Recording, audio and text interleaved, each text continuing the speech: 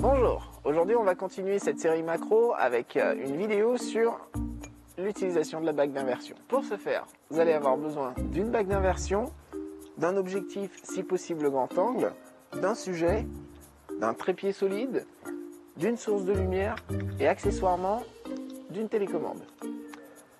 Et beaucoup de patience. La bague d'inversion, comment ça va se présenter? Vous allez avoir une partie qui va venir se fixer sur l'avant de votre objectif et de l'autre côté, vous avez exactement le même embout que sur votre objectif, ce qui va vous permettre de le fixer à l'envers sur votre appareil photo. Pour cette prise photo, je vais utiliser un 1750 f2.8. Tout à l'heure, je disais qu'il fallait utiliser un grand angle pour ce genre de photo. Voilà pourquoi.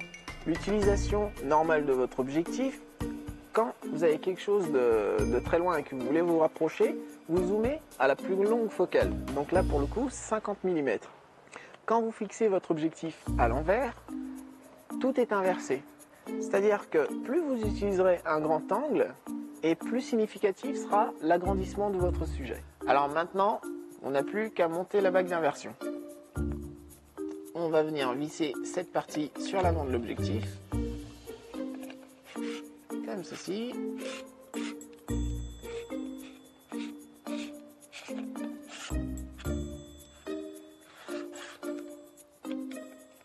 Et voilà, là c'est solidement attaché, donc vous avez la même chose ici et ici. On va venir le fixer sur le boîtier, comme ceci. Et maintenant, vous avez votre objectif monté à l'envers. Monter votre objectif à l'envers, c'est génial, mais à quoi ça peut bien servir?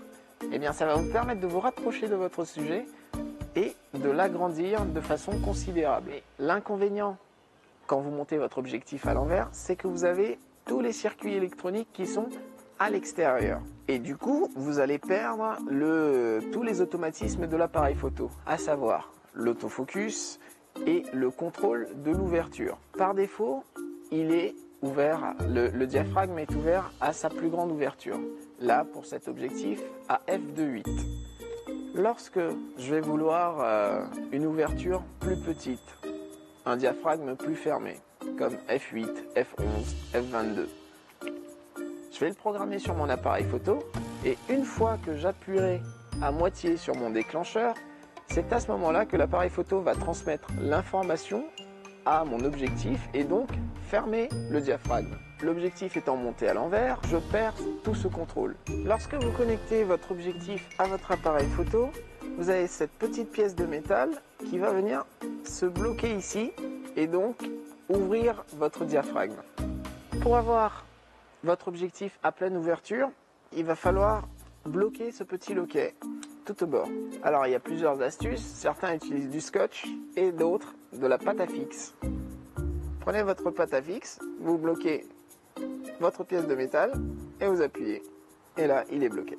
Alors une dernière petite astuce avant de commencer à faire des photos. Lorsque vous utilisez votre bague d'inversion, vos circuits sont exposés. Donc à tout moment, vous pouvez les abîmer en percutant quelque chose ou sinon avec la poussière environnante. Donc du coup, petite astuce, prenez le bouchon de votre objectif, le cache arrière et vous en servez pour protéger vos connectiques. Allez, assez de blabla, on passe à la partie la plus fun, la photo.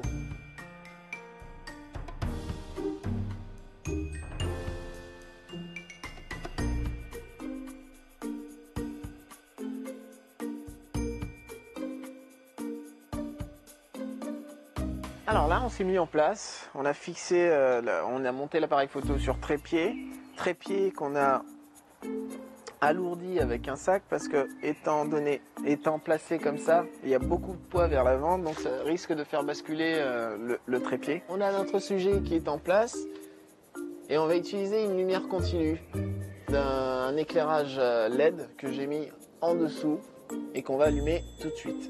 Ça va nous permettre d'avoir une source de lumière en plus et donc maintenant il n'y a plus qu'à cadrer. Alors ça va prendre un tout petit peu plus de temps.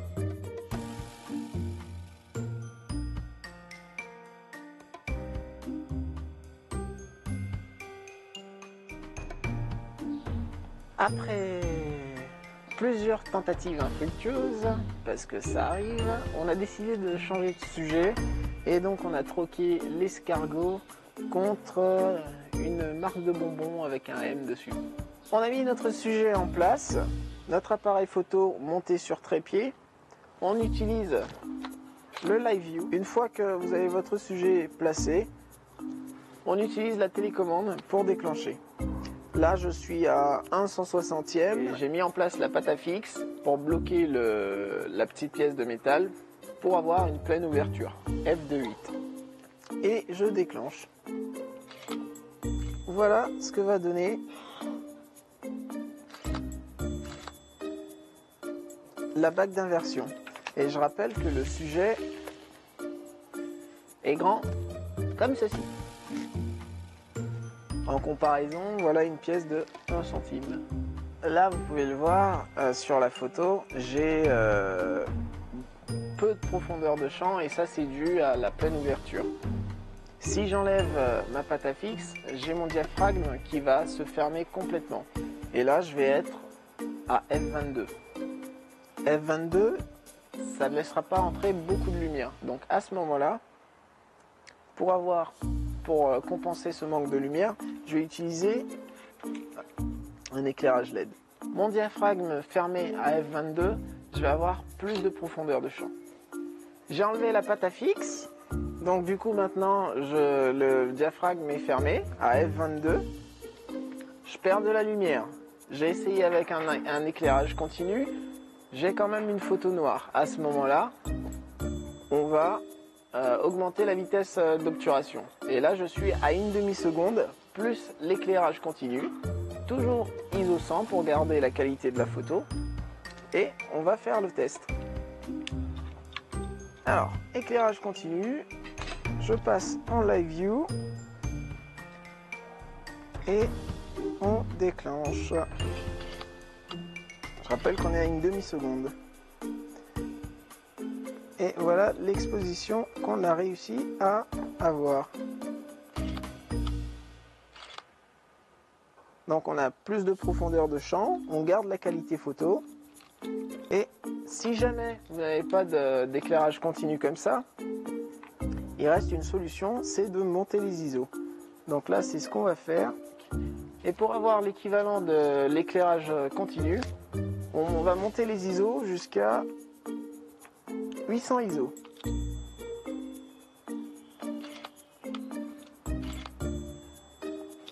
Et voilà.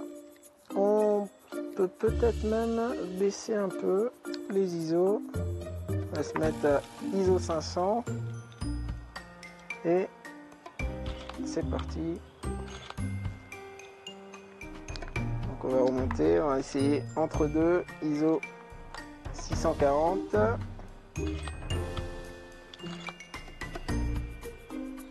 Voilà, c'est parfait. Voilà, on arrive à la fin de cette grosse épreuve de patience. N'oubliez pas de vous abonner pour ne pas rater les prochaines vidéos. Éteignez votre écran et allez faire des photos. Bye bye!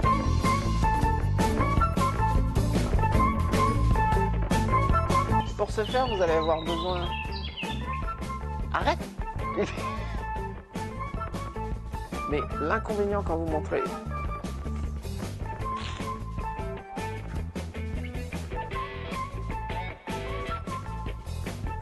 petit quoi.